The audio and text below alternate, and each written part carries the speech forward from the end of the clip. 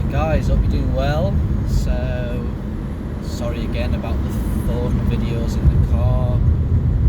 As I'm sure you guys are realising, I am super busy at the moment. I've just built a forum, I've got loads of jobs on for web design, I've got all my nutritional balancing clients, and currently setting up a new business to help clients with money.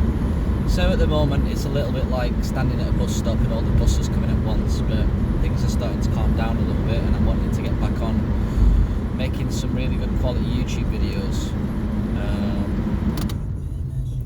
But in this video I wanted to talk about direct experience, direct reality, because I think it's a really interesting topic, and I think in the climate that we live in today, it's something that I don't feel is respected as much as it should be.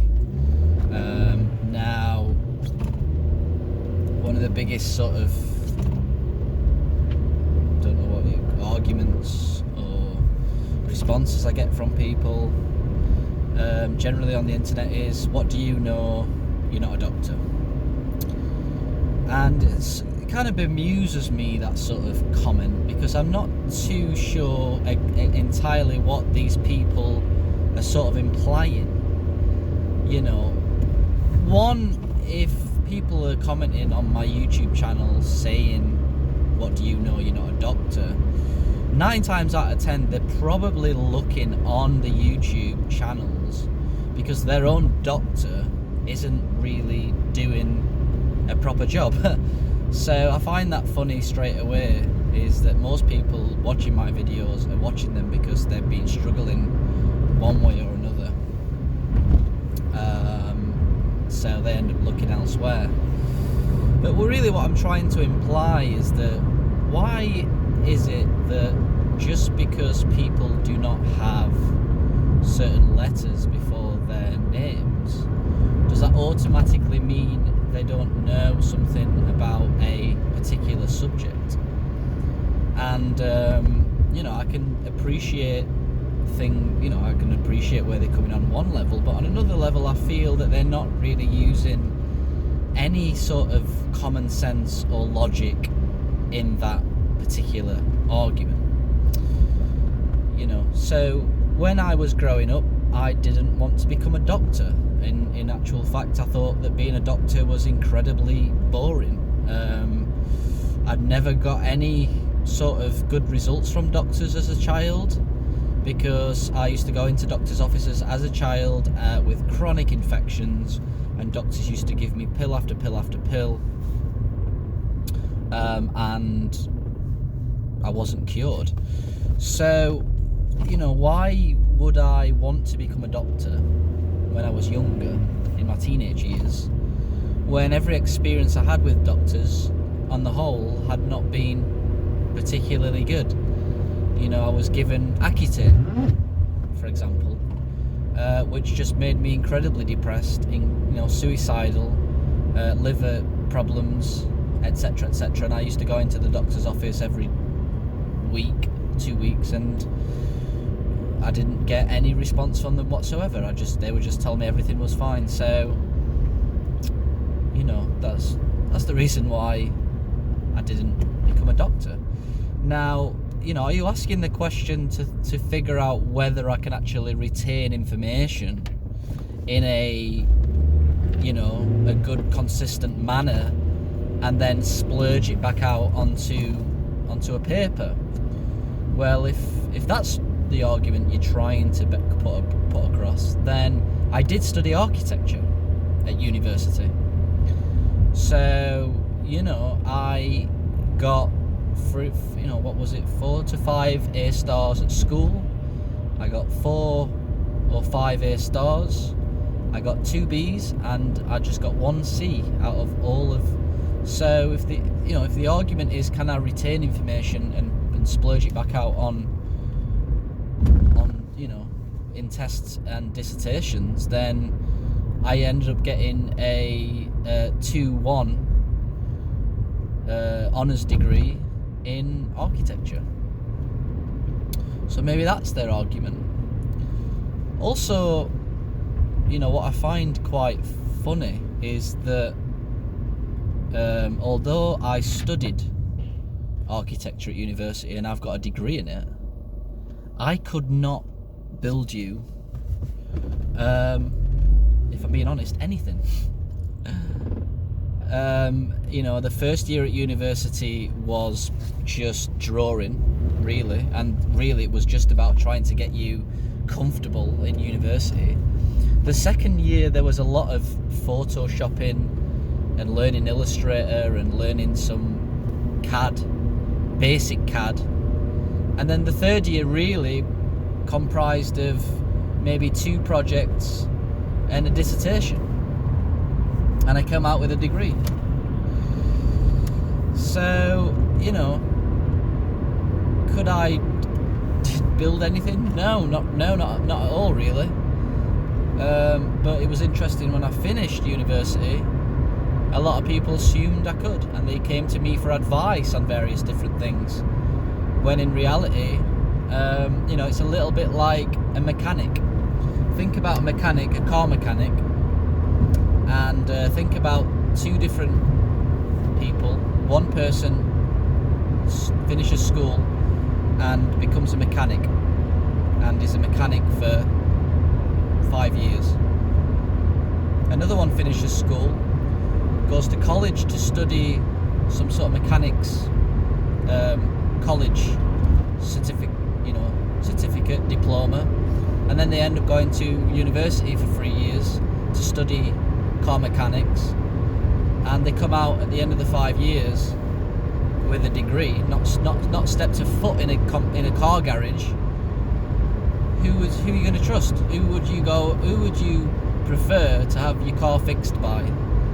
The person who's been doing the mechanics for 5 years, who's actually been hands-on in the thick of it, learning on the scene, learning by someone better than them, which is another thing that a lot of people don't realise, is that the information that they've been given usually comes from some higher authority. Or would you prefer to have your car fixed by someone who's sat on a computer most days, maybe done a few simple practicals, wrote a dissertation on car mechanics, etc., etc.? I don't know. You tell me. So, and then these doctors we're talking about, once you've got a doctor's degree, what does that actually mean? Because there's hundreds of doctors on the internet saying different things. So what's all that about? Clearly not all of them are right. One doctor's talking about being a carnivore, one doctor's talking about being an omnivore, one doctor's talking about being a vegan. Who's correct? What's going off there? So, I'm not saying there's anything wrong with being a doctor, but all I'm trying to say is it's not the be-all and end-all to have a doctorate to know what you're talking about. Now, I suffered from severe health conditions chronically for 6 years, 24/7. So I experienced severe chronic illness for 6 years solidly. I lived with that solidly. I lived with that, the ins and outs, everything. Then I was on a healing program for 8 years, studying the healing program for 8 years, every single day, 10 hours a day, 11 hours a day, studying, healing, going through healing reactions, going through trauma retracing, understanding this problem, understanding that problem, trying something out and it not working and trying something again, reading the information, reading the studies from doctors, from scientists who, for the most part actually are not medical doctors anymore, because they realise that the stuff that you learn from a doctorate degree is for the most part just about drugs, nothing about nutrition or health. So getting all this information from doctors and scientists, and then I actually studied or took a test from a university on nutritional balancing, and I've got other certificates in things like herbology, reflexology, a little bit of psychotherapy, but still I haven't got a doctorate before my name. And to be honest with you, I'm really glad I haven't, because that would have meant 5 years at university wasted, completely wasted. At least in architecture, I learned how to use some really, really good computer skills, which I actually used to be able to work from home while I healed. So grateful that I went to study architecture at university. It learned me so many amazing things on the computer that I now use in my business every single day. So who would you rather trust? Would you rather trust a doctor who's not had any of my health conditions chronically, but who studied a doctorate degree at university, who's only taken maybe 1 day, 2 day class in nutrition? They study in hundreds of different ailments, which most of them are prescribed drugs for. They've not experienced anything that I've been through, yet they claim to totally understand what you've been through. But at the same time, they clearly don't understand what you've been through, because you wouldn't be looking at my YouTube videos to try and find answers. So, I'm not... The reason why I'm doing this video really is just to sort of explain to you guys, look, listen to your logic, listen to your common sense. Another interesting point is that if you want to learn about the medical industry, I did a video talking about the medical industry and the reason why it really is a scam. In the late 1800s or early 1900s, basically health in America was a free market system whereby there was nobody telling you who to go to, there was nobody telling you what drugs to take, or nobody imposing licensing on you.